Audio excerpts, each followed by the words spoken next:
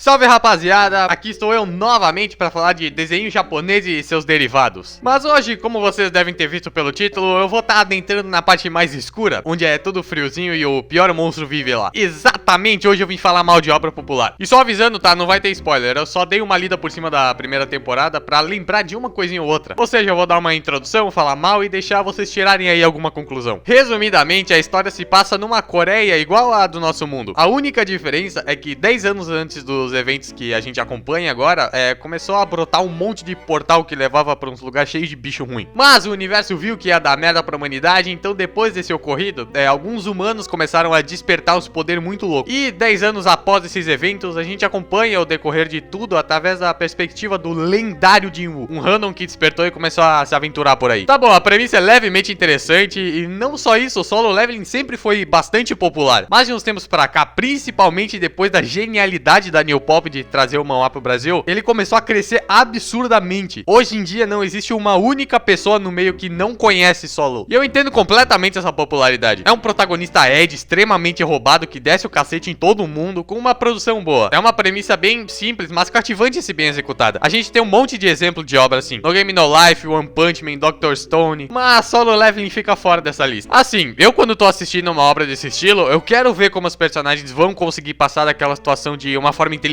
como em No Game No Life. No caso de Dr. Stone, eu quero ver as invenções do Senku e as explicações que ele dá. Ou no caso de One Punch Man, eu quero ver a comédia aplicada em cima do Saitama derrotar qualquer um com um soco. Tem lá os primeiros capítulos que é só aquela situação complicada que é um recurso fraco pra te prender e depois nunca mais acontece nada daquele tipo. Eu vi uma frase de alguém falando no Reddit que descreve perfeitamente o manhwa. É assim: Solo Leveling é igual o bolo falso de aniversário. Parece muito bom, mas quando tu morde, tu se decepciona. E é exatamente isso. É ruim, é repetitivo. O Jinwoo é encarregado de fazer uma missão impossível, mas 2 capítulos depois ele já tá em cima do boss com facilidade. Até a luta contra o Igris eu acho aceitável. Tá colocando o protagonista à prova e fazendo ele utilizar o treinamento dele. Mas e depois? É sempre essa mesma fórmula, com cada vez o Jinwoo batendo em bicho com menos dificuldade. Chega um momento em que ninguém mais apresenta um perigo pro protagonista. Tu sabe que é só questão de tempo até ele vencer. O escalonamento de poder é ridículo. O Jinwoo fica absurdamente forte em questão de 2 capítulos. Não tem aquela sensação de acompanhar o crescimento do personagem, como todo mundo vende que tem. Não sei se aconteceu com vocês, mas eu não consegui sentir que o Jinwoo tava ganhando tudo por mérito próprio. O treinamento foi tão rápido que tu só aceita. Lá no início, quando tem aquela quest de treinar todos os dias, ele usa a recarga de resistência de uma maneira inteligente pra sair daquelas situações desfavoráveis. Não deu 30 capítulos e o Jinwoo cagou pra existência disso, porque ele já era literalmente um deus, e isso na metade da primeira temporada. Abordando outro assunto, o cara solo não se destaca nem em narrativa. É falho, o sistema lá que o Jinwoo interage é questionado uma única vez e depois nunca mais. A existência das dungeons é uma pergunta a cada 50 capítulos. O autor joga um monte de ideia no ar e não segue nenhum caminho, isso é irritante. É tudo tão aleatório que não dá vontade nenhuma de entender o que tá acontecendo. É só lutinha e mais lutinha, com inimigos sendo cada vez mais fortes e ele não chega a lugar nenhum com isso. É muito sustentado por hype que no fim não tem sentido. O Jinwoo ou alguma guilda completa uma quest